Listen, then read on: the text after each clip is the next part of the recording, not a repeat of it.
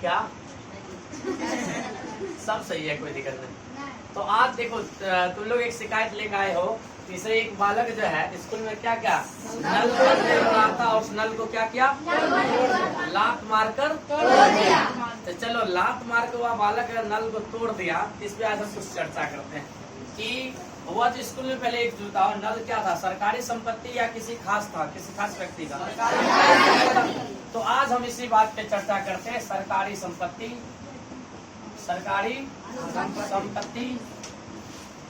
और हमारा कर्तव्य।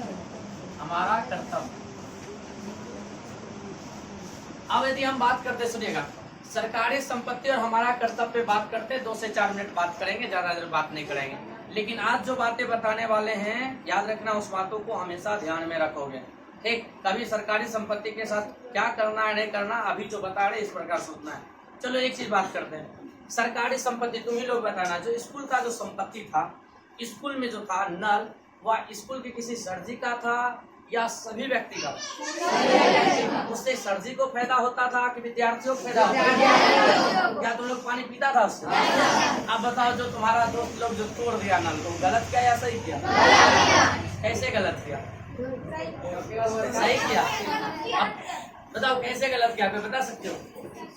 देखो गलत इसीलिए क्या, वह नल अब टूट गया, बताओ उससे पानी आएगा? नहीं आएगा। पानी नहीं आएगा तब बताओ ये गर्मी में तुम लोग पानी पी पाओगे? नहीं पी पाओगे। इसका मतलब क्या है, सुनना, इसका मतलब सिंपल निकलता है, कभी भी सरकारी संपत्ति अगर हो उसका नुकसान नहीं पहुंचाना। लेकिन अब बहुत लोग क्या कहता है, सरकारी संपत्ति है पप्पा जी की थोड़ी है। तो बताओ ये बोलना सही है या गलत है? गलत है। सरकारी संपत्ति चाहे कहीं का हो, चाहे आपके स्कूल का हो या आपके गांव का हो या पंचायत भवन का हो या मान लेते हैं रेल में सफर करते हो या कहीं का भी हो, तो सरकारी संपत्ति जो कहे व्यक्ति ये सरकारी है, तो उसकी सेफ्टी करना सबों का क्या है, अधिकार है। सभी मिल के क्या करोगे, उसकी सुरक्षा करोगे। अब जैसे कुछ होता है गांव घर में ऐसा देखने के लिए मिलता है, सरकारी कुछ चल रहा है काम, तो उस जगह पे लोग सोचता है तंदूर अपने घर में रख ले। तो बताओ ये करना गलत है या सही है? गलत है। देखो अब बताते हैं, सरकारी संपत्ति के साथ कुछ भी गलत करना गलत है। क्यों है गलत? देखो सरकारी संपत्ति की बात करते हैं, वो अंततः जो होता है ना, पूरे देश के नागरिकों का ही होता है। पूरे देश के नागरिक में हम और आप आते हैं या नहीं आते हैं? आते हैं। चलो एग्जाम्पल के तौर पर वही आपके स्कूल का नल लेते हैं। आपके स्कूल का नल था, अब वह नल बताते हैं जब तक था तब तक आप भी पानी पीते थे। गांव का कोई लोग जाता था, उसे भी प्यास लगता था, पानी उससे पीता था या नहीं पीता था?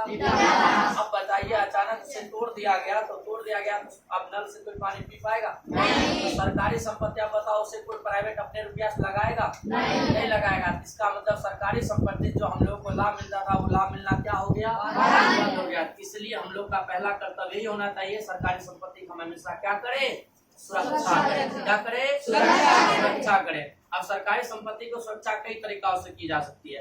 जैसे तुम लोग अब बताते हैं नल की बात करते हो, अभी ज्यादा नल ही चल रहा है, तो नल की बात करते हो, अगर कहीं देख रहे हो नल है, अगर उसकी टूटी खुली हुई है, प्रयास करो बंद कर दें।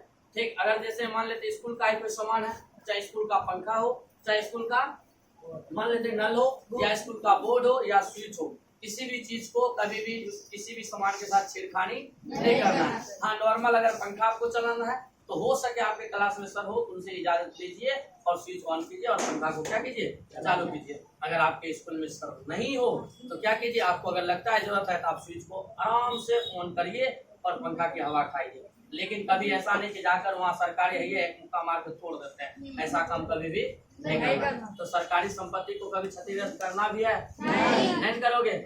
समझ में कुछ आया? कभी कभी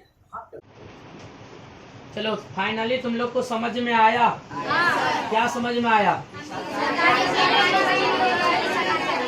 सरकारी संपत्ति का कभी भी क्षति नहीं करना। सरकारी संपत्ति सरकारी ना होकर हम लोगों का ही होता है, इसलिए उसकी सुरक्षा करना हम लोग का क्या है, कर्तव्य है। तो क्या आपको समझ में आ गया?